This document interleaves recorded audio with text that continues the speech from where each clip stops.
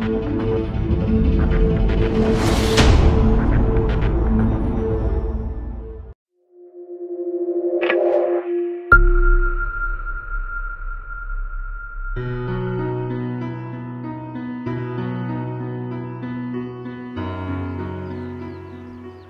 name's Rob Williams, I work for Frankfurt Zoological Society in charge of Peru.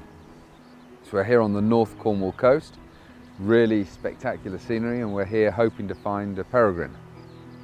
Peregrines breed on these amazing cliffs here, and they prey on the birds flying past. The main thing when you're trying to spot a peregrine is to look at the scale. So use the gulls and things to give you some scale, because when you look at that cliff, which is actually huge, it can be very difficult to look at the right scale. Well, these binoculars allow me, with 10 times magnification, they've got good light gathering capacity, so you just get them well in focus and then slowly pan across the cliff, looking in the key area of the binoculars and just systematically checking the cliff, looking for it. Yeah, the first thing I noticed is they're incredibly light, and the other thing I've noticed is that the balance of them is way back at the focus wheel and actually slightly behind. It's up near the ocular lens.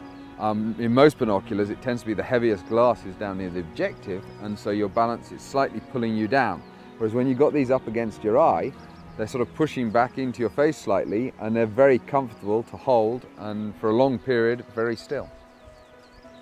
In the nature observation market, people want lightweight binoculars. To deliver top optical quality, you need quite a few lenses, and that makes the product heavy. The idea was to use a new objective lens system and a quite complicated ocular lens system. We pushed the balance point towards the eye. That means into the ocular area. It flips towards the eye and it stays there. And now the balance point is very far back, so the felt weight is lower actually than in reality. What I do notice is that they just fit very well in the hand. It's instinctive using them. There's no doubt about where they are. They're very comfortable to hold on to.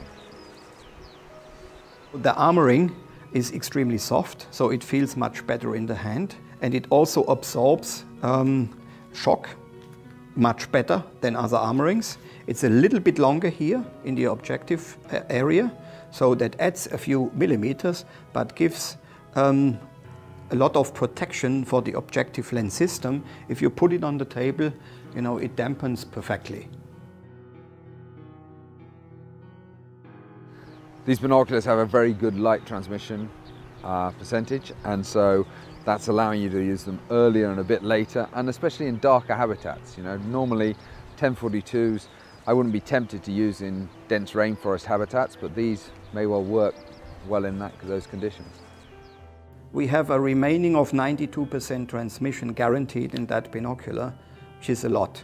And in comparison to other nature observation binoculars, we are far ahead with 92%. Yeah, yesterday morning I went to see the third short-toed eagle recorded in Britain, and we were there at 5 o'clock in the morning, and it was a misty, dull morning, and we were watching the eagle about a mile away, and you could tell the people with the better quality optics, because they're going, oh, it's turning the head, and the other people were going, I can't see it still, I can't see it still. And so that was a situation where really the light transmission in your telescopes and your binoculars was making a difference. The binoculars have a nice wide field of view, which allows you obviously to see more. Again, very good in their class range as 10s. Having this, I tend to use 8.5s personally before now, because I work a lot in rainforest environments. Whereas with a binocular like this, that's going to allow me to get a bit more area when I've seen a movement in the undergrowth and I've got to try and hit that bird, this is giving you an advantage. And we have to consider that the edge is completely sharp. You know, so we open the field extremely, but not jeopardizing, you know, the edge sharpness. That could be very useful when scanning flocks of waders, gulls, etc., allowing you to look at multiple birds at the same time, really, and so you can pick out those little subtle differences. perhaps not on the focal bird you're actually looking at in the centre of the image, but on the ones around it. Today we're hoping to see the peregrine. We haven't yet. The weather wasn't good at all. But it's been nice. We've seen some nice birds. There's a pair of kestrels nesting in the cliff over there that keep coming past. There's a gannet sitting amongst some gulls on a little headland down here, which is kind of unusual to see away from the big gannet trees at this time of year. Dick Treleaven was the man who found the first breeding pair of peregrines back in Britain, and he dedicated, although he wasn't a professional ornithologist, to studying the peregrines. And he was here till just a few years ago on these cliffs regularly. Even in his old age, the farmer would kindly let him drive into this field so he could get right here, people could bring him here, studying and watching the peregrines. It was a great privilege. Some of my earliest birding memories are sitting just down there with Dick and my father watching peregrines when I was 7, 8, 9, 10 years old.